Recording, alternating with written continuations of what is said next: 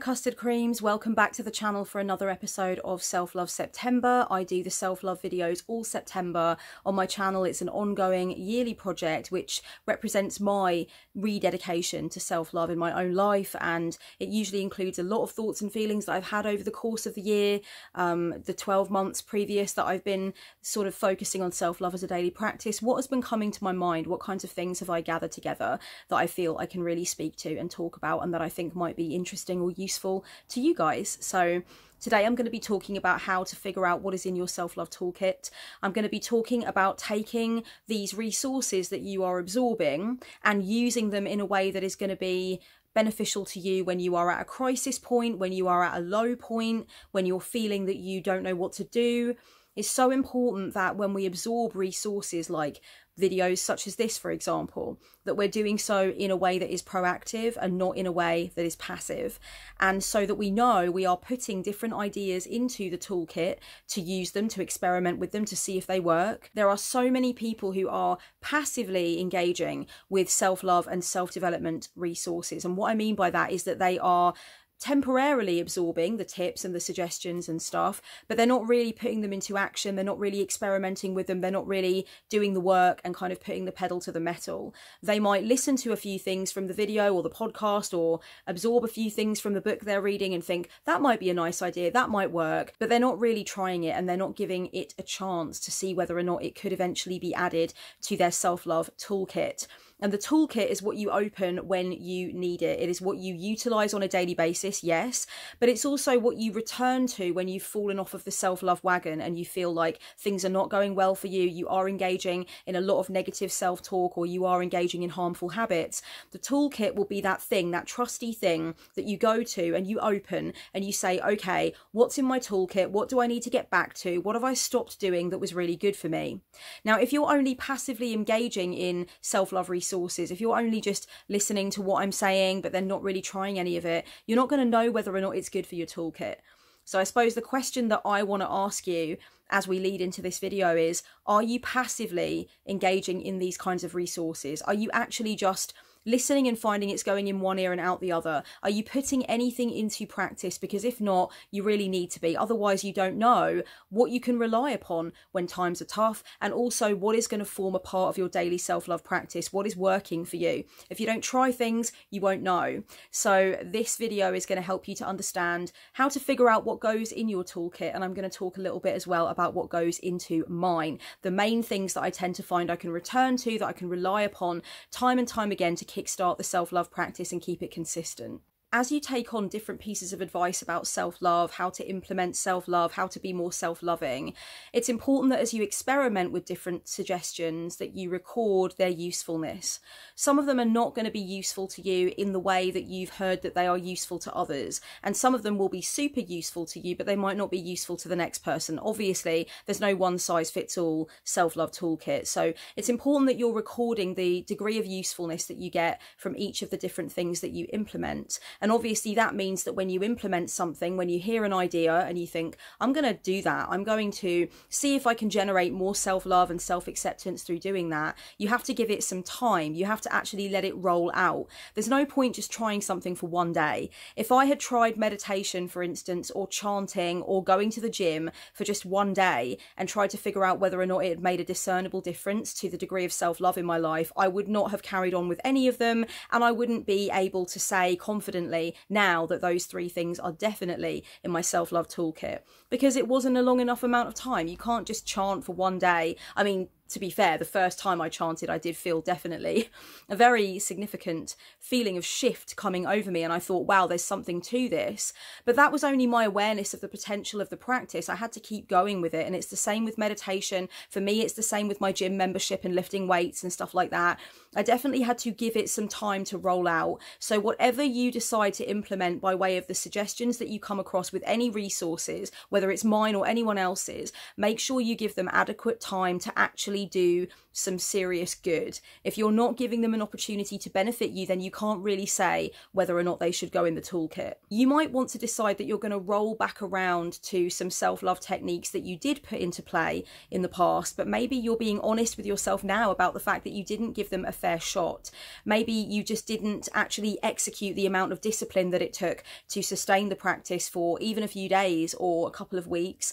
Maybe your life just got off track, certain things came up, you felt like you didn't have the room for those practices. Maybe you just forgot about them and you didn't really have a chance to figure out whether or not they worked. So definitely consider whether or not you need to roll around to certain things again and try them out again. Whenever you find anything that works for your self-love journey, anything that you realize has a discernible positive difference, write it down. Any self-love toolkit, I think, needs to be something that is written down, typed up, whatever the case may be, because when we find ourselves in a situation where we really need to reach for what is in the toolkit, it's usually because things have gotten pretty intense or pretty upsetting in some way or another, and we feel as though we have forgotten what actually works for us in terms of self-love. When the daily practice of self-love is going well, I tend to find I don't need to read the list of things in my kit. I know that it's good for me to meditate. I know that it's good for me to have a decent skincare routine. I know that it's good for me to eat these certain kinds of foods, you know. I know that it's good for me to have a digital ban in the bedroom and not have my phone in the bedroom. I know these things because the self-love practice is going well. It is daily, it is consistent. The time where I need to actually look at the list of things written down that are in my self-love toolkit is when things have gotten intense, things have gotten overwhelming, I'm upset, I might be in a spiral of negative self-talk, I don't feel that I'm being self-loving and self-caring, and at that time it's very difficult for me to remember what is good for me because I'm feeling overwhelmed, I'm feeling overwrought, I'm feeling like I don't know where to begin from. So that's the point where it's very important for me to have written down my self-love toolkit, and then I go to it and I kind of say to myself, okay, well, I'm definitely not doing that right now, that's fallen by the wayside, let me pull myself back onto the wagon in these particular ways. Do you have a list of the things written down that you know you can rely upon to start to generate a feeling of self-love and to generate the energy and the attitude of self-love in your life? Do you have a list of the things that you know are helpful to you in that regard? If not, I would definitely recommend that one of the key exercises for the month of September could be for you to write down what is in your self-love toolkit. These are things that you've tried before, they're things that you know work for you, and they're things that you might be aware that sometimes you fall by the wayside with, and you need to remind yourself to get back on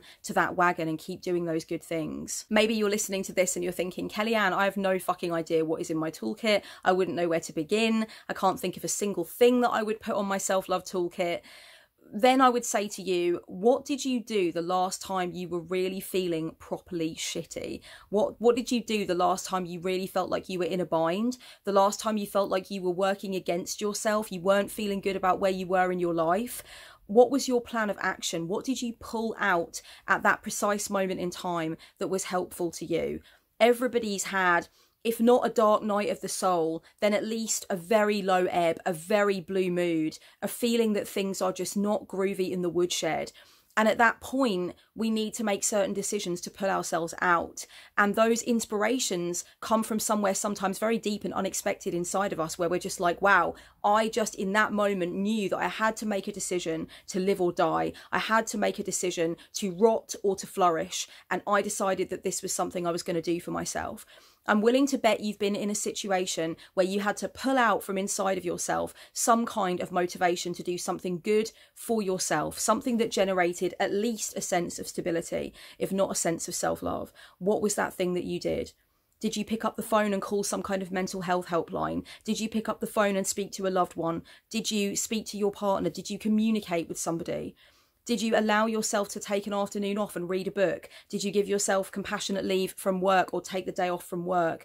Did you decide that what you needed was a nature walk? You needed a big lung full of fresh air. You hadn't been outside in a while and you knew that you needed to reconnect with the cycles of nature. Did you call upon your deities, your spirit guides, your animal allies, that kind of thing? What was it that you did that made the difference? Did you recognize that you just needed a really decent, good, hot, healthy meal and maybe you followed a recipe and you did that for yourself? It could have been as small as a 5-minute meditation or drinking a glass of water because you recognized that you needed to hydrate yourself. What was it that you did that sort of turned things around for you. There was a deep instinct that came out of you there. In those low moments, we decide to do certain things for ourselves that we feel will make the difference. If those things worked for you before, then they won't most likely work for you again, and they need to go on the self-love toolkit because you saw some kind of positive benefit from them, or they were the things that you instinctively felt drawn to do for yourself. When you had a word with yourself, you realized those were the things that were missing, or those were the things that you needed to increase in your life. So that's a good place to begin. You may have certain things that you do to increase your degree of self-love in specific situations, and that might also be a useful thing to look at.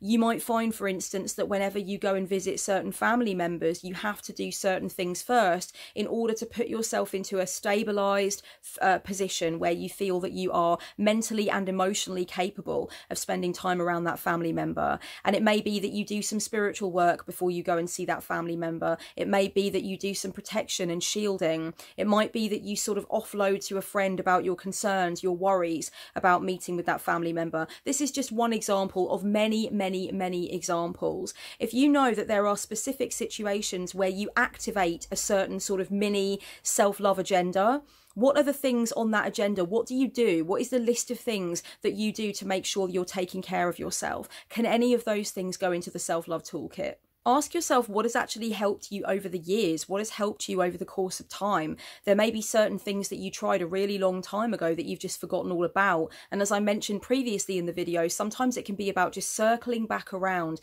to those things, recognizing that they did have value to you and that you want to kind of kickstart those things again. You want to bring them into the self-love toolkit again. I would recommend that you avoid trying to pressure yourself to put too many things into your self-love practice. There doesn't need to be loads and loads and loads of things in your toolkit. If you want to, you can have a massive list of basically every single suggestion for enhancing self-love that you've ever read or ever heard of, or that's ever been posited to you by somebody else. And then you can start to take them out and kind of mix and match them to experiment with different toolkits to see if they work. Sometimes there are people that just have 3 or 4 or 5 or 6 key things that they do on a daily or weekly basis, or that they make sure that they do regularly. And you could say that that is their self-love toolkit. And you can kind of mix and match and tweak things as you see fit. You might decide, for example, that your self-love toolkit for the next few weeks is going to consist of a regular workout routine, getting fresh air every single day, and eating at least 1 piece of fruit and 1 vegetable, right? You can decide that those 3 things are in your self-love toolkit. So you're not cluttering it with loads of stuff. You're not saying that you're going to be massively overly ambitious and you're going to do all these different things. You're literally focusing on 3 things that you're going to keep your attention on. Then after you've done that for a week or a couple of weeks, whatever the case may be, if you want to extend it a bit longer than you can do, you can decide, okay, how well has that been working for me? What's been going right for me as I've been using this particular toolkit? And what do I feel like might be missing or might not be working so well? And then you can tweak it once you've reassessed it. It's all about giving yourself the freedom to mix and match and change things up and find what works for you. And I think part of that is not overwhelming yourself with too many different things. There are a number of things that I know I need to keep in my kit, that I need to keep returning to, that are really good for me self-love wise. One of the things in my kit is physical exertion, exercise. I need to be working out regularly. Do I fall off the wagon with this from time to time? Absolutely I do. It's not 100% motivation and consistency at all times, no matter what is going on in my life. I think that would be unrealistic to expect from myself. But I do know that if I'm too long without a workout, and if I take my eye off that ball, it's not good for me. I don't feel great. My mood overall tends to go down. I'm more at risk of experiencing depression, which I've suffered from since I was a child. I tend to find that getting that regular endorphin rush and focusing on the connection between mind and body really helps to put me in this reality, and it makes me feel more empowered, and it just helps me to think more clearly. I get the stress out through the sweating and through the kinetic movement. So it's just really good for me, and I've recognized that that's one thing that I never want to take out of my toolkit again, because I have so much solid evidence for how well it works. Another thing that is in my toolkit is meditation. It's something that has been brilliant for me since I was 19 years old. It's something that I've needed on and off throughout my life. It's something that has been very useful and that I find very soothing, and I find it very centering, very stabilizing. So I do need to be doing that. You know, it is something that I feel I've got to have in my particular self-love toolkit. And when I take it out for too long, if I forget about it, if I overlook it, if I downplay the benefits of it, I tend to find that, you know what, my self-love practice is not as strong as it could be, and it tends to feel increased and it tends to get more consistent when I allow myself to have those meditation times, even if they're just really small, even if it's just literally a 5-minute meditation.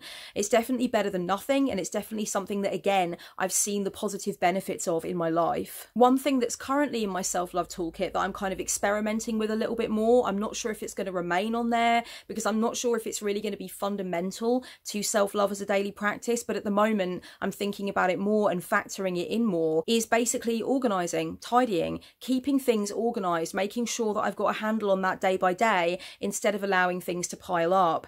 I am definitely no stranger to the realization that when I let things get a little bit too chaotic in my living space, and when I don't know where things are and I feel like there's piles of things everywhere, that's not good for my self-love, and it has a knock-on effect in various different ways throughout different aspects of my life. So I've at the moment decided that I'm going to place more focus on making sure that the organization that I need to do, the tidying, the filing away of things, is done much more regularly on a much more day-to-day basis, where it's far more peaceful meal. So it's just little bits that I need to do. So for instance, before I go to bed in the evening, if I can see that there is a pile of a couple of books that I'm doing some research in, and I've got some notes out, and I've got some pens out and some art materials, let me just take 5 or 10 minutes to sort those things out, put them away in their places, rather than leave them until the morning and walk into the living room and see them, and then instantly my mood is affected on some level by the fact that there's mess, there's disorganization, there's a sense of disorder, where I could have just actually filed things away and felt like I had a clean slate to work with in the morning.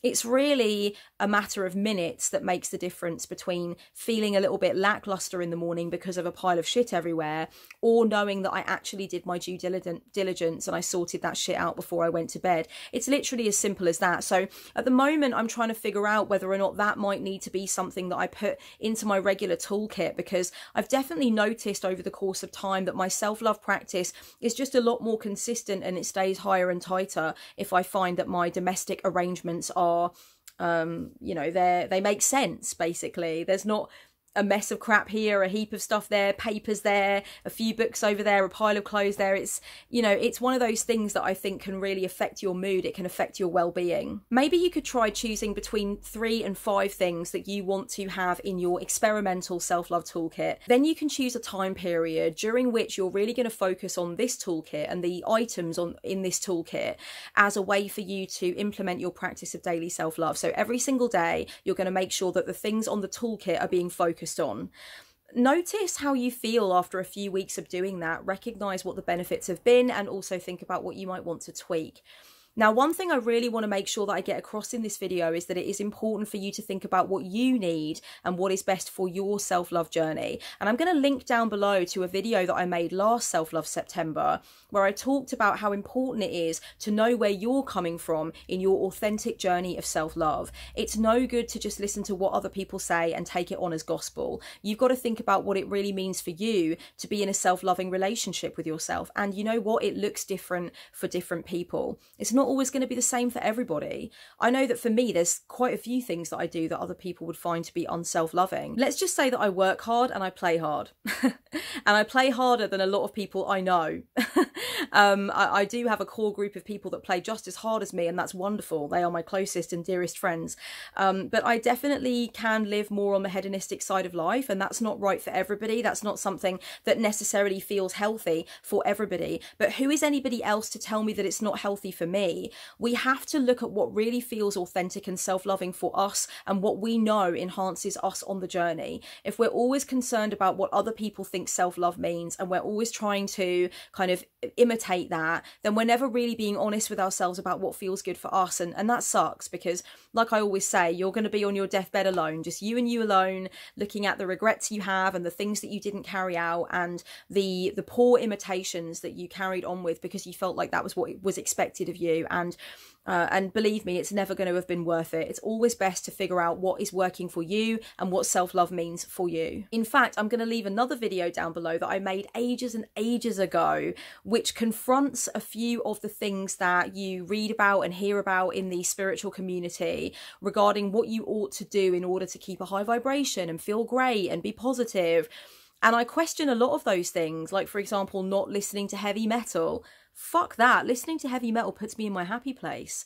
There's no way I would give that up. Basically, the point I'm trying to drive home is you've got to do what is best for you. You've got to know what feels self-loving for you, and that might not always look self-loving from somebody else's perspective, but fuck it. It's your life. It's your life that you're living. It's not your responsibility to make your self-love journey mimic what theirs looks like. Try to be as honest as you can about what you actually need to put in your toolkit, and don't shame yourself if you feel like there are things that you need to put in there that you're not sure about, you don't know if other people will accept, there's a taboo around those things. For instance, if you feel like part of your self-love toolkit is to take some kind of regular or semi-regular time away from your children, if you feel like it's important for you to implement a little bit more childcare, so you feel like you can actually have some time away, do not shame yourself for that. If that's something that is honestly a plan that you need to implement, and you feel that there are going to be specific benefits from implementing that plan, then just try and think about how it's going to benefit your children as well as how it's going to benefit you.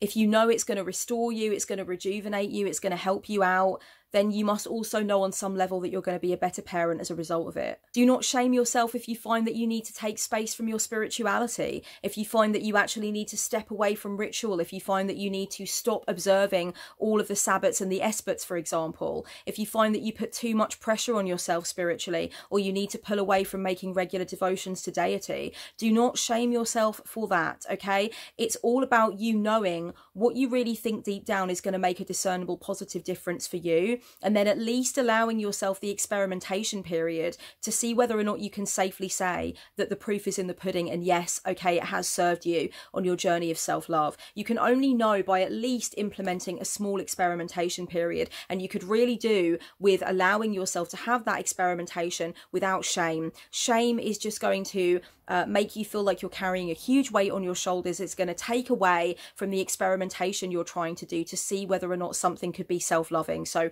drop the shame at the door, and if you need to drop spirituality for a while, do so without apology. By dropping spirituality, of course, I mean dropping your spiritual practice. I'm not trying to say that you will cease being spiritual as a person, but maybe you do need to drop some of those commitments that you've made spiritually. And again, you know, no shame in that. Well, Pop-Tarts, I would love to know what is in your self-love toolkit at the moment. Have you been working with a specific set of tools that you've been implementing in order to kind of really enhance your self-love practice? Or have you been working without a toolkit, but as a result of watching this video, you've decided to design one? And if so, what is in your toolkit? What will be the period of experimentation for you? What are you excited about with this journey? Please leave your comments down below, and don't be afraid to exchange with each other as well. I love reading what you guys have got to say and getting to understand more about where you are on your journey. And don't forget, if you want to talk with me one-on-one, I am a spiritual counsellor by trade. You can pick up a spiritual counselling session or a package of 3 sessions from me over at the online store. I also sell readings as well, and also video courses and other things. So please do click over to the online store. I will leave the link in the down bar below, and let's work together on some stuff. Much love and self-love, darlings. And thanks for being along for the ride for me during Self-Love September. Blessed be. In the woods, under